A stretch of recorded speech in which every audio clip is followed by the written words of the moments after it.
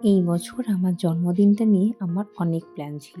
কিন্তু যেদিনই খবরটা শুনলাম, সেদিনকেই সব প্ল্যান আমার ক্যানসেল হয়ে গেল। সো হ্যালো এভরিওয়ান, কেমন আছো তোমরা সবাই? আশা করি সবাই খুব ভালো আছো। আমার নতুন একটা ব্লগে সবাইকে স্বাগত। দিনটা ছিল আমার জন্মদিনের দিন। কিন্তু ওই যে বললাম, সমস্ত প্ল্যানই ক্যানসেল হয়ে গেল যেদিন খবরটা শুনেছিলাম। আমার জন্মদিনের বেশ কিছুদিন আগে ছোড়দাদু, মানে এই বাড়ির ছোড়দাদু মারা গিয়েছে।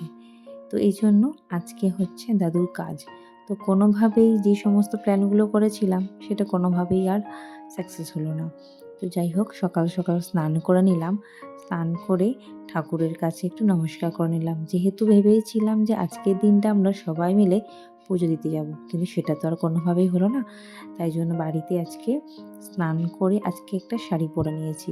ওই যে লোকজনও আসবে খানিকক্ষণ বাদ, এই জন্য একেবারে একটা শাড়ি পরে রেডি হয়ে নিলাম।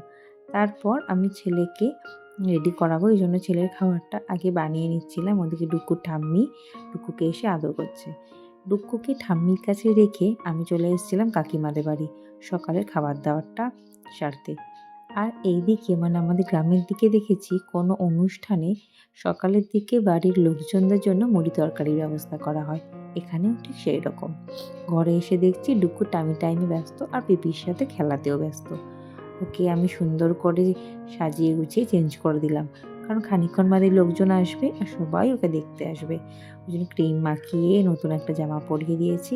তারপর একটুখানি আদরও করে নিলাম। আর আজকের দিনে নাকি আলতা সিঁদুর পরতে হয়, যেহেতু বেশ কটা দিন আলতা সিঁদুর পরা হয় না, এই জন্য আজকের দিনে পরতেই হয়। ডুকুকে ঘরে রেখে আমি সুন্দর করে আলতা পরে নিলাম। আর আলতা পরতে আমার ভীষণই ভালো লাগে, কিন্তু এখন কোনোভাবে আর সময় বার করতে পারি না বলে হয়ে ওঠে না। তারপরে চলে এসেছিলাম দুপুরবেলা খাবার যখন টাইম, খাবারের ওখানে এসে দেখছি যে তখন কেউ বসেনি, তাই জন্য একটা গরম গরম বেগুনি নিলাম। তারপর আস্তে আস্তে লোকজন বসা শুরু হয়ে গেছে। আমি চলে এসেছিলাম বাড়িতে, আর ডুকুর পিপি দিদিভাইরা এসেছিল আর সবাই আদর করছে ওকে। ঠাম্মির কাছে রেখে আমরা আবারও চলে গেলাম দুপুরের খাওয়া দাওয়া করতে। তো দুপুরের খাওয়া দাওয়া মোটামুটি আমরা পেট পুরে ভালোই খাওয়া দাওয়া করলাম। ওই যে আজকের দিনটা কোনোভাবে সেলিব্রেট করতে পারলাম না, কিন্তু ওই বাড়িতে সবাই এসছে, এভাবেই সেলিব্রেট হলো। কিন্তু যেটা না বললেই নয়, আজকেও হয়ে গেল একটা সারপ্রাইজ। মানে দিশাদের হাত দিয়ে দিদি বাড়িতে বসে আমার জন্মদিনের পুরো প্ল্যানটা করেছিল। ওরা আসতে পারেনি তো কী হয়েছে, আমার জন্মদিনের কেক ওরা ওখান থেকেই পাঠিয়ে দিয়েছে। দিদি আর গোপালদা প্ল্যান করে দিশাকে দিয়ে একটা কেক পাঠিয়ে দিয়েছিল। সেটা দিশা যখন নিয়ে এসছে তখনই আমি জানতে পারলাম। তো আমি তো ভীষণভাবে সারপ্রাইজড হয়ে গেছি, কারণ আমাকে অনেকবার সুরজিৎ বলেছিল একটা কেক নিয়ে আসার কথা, কিন্তু আমি বারবার বারণ করেছিলাম।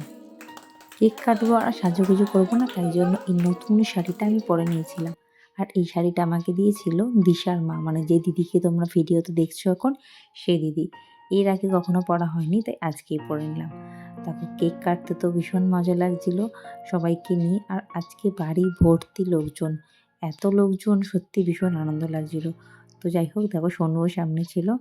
আমি আমার ডুগ্গুকে একটুখানি কেক খাওয়ানোর জন্য অনেক চেষ্টা করলাম। যাই হোক, ডুগ্গু তখন কেক খায়নি, কারণ ডুগ্গু তখন আরও অনেকটাই ছোট ছিল। যখন সব অ্যারেঞ্জ করা হচ্ছিল তখন ডুগ্গু ঘুমিয়েছিল, আমি কেক কাটার সময় ওকে উঠিয়ে দিয়েছিলাম। আর দেখো বাড়ি ভর্তি লোকজন, এই বিকালটুকু যেন ভীষণ আনন্দে কেটে গেল। আর সবটাই হলো দিদি আর গোপালদার জন্য। প্রতিবারই তো জন্মদিনের দিন বাড়িতেই থাকি, তো মা আজকে এসেছিল। ওই যে মাকে নিয়েই হলো জন্মদিন। দিদিদের জন্য অনেকটা মন খারাপ করলেও মাকে দেখে মনটা অনেকটাই ভালো হয়ে গেছিলো। ওই যে মা এসেছিল একটু বেলার দিকে দেখা করতে সবার সাথে, যেহেতু মা এখন আর খাওয়া দাওয়া করে না অনুষ্ঠানে, এই জন্য মা এসেছিলো দেখা করতে। তো যাই হোক, আজকে এই বিকালটা কত সুন্দরভাবে কাটলো। তারপর সবাই চলে যাওয়ার পর আমি এখন ডুকুকে ঘুম পাড়াচ্ছি।